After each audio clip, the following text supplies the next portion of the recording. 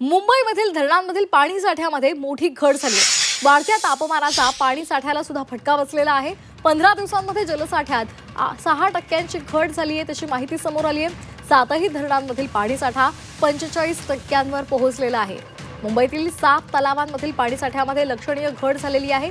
तापमान वाढलेलं आहे आणि त्यामुळे पाण्याचं बाष्पीभवन मोठ्या प्रमाणात होतंय आणि त्यामुळे ही घट झालेली आहे।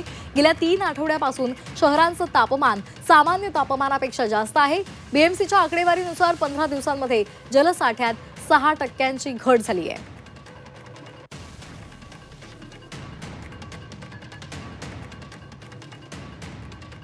तापमान वाढलेलं आहे आणि त्यामुळे मुंबईमधल्या धरणांमधील पाणी साठ्यामध्ये लक्षणीय घट झालेली आहे।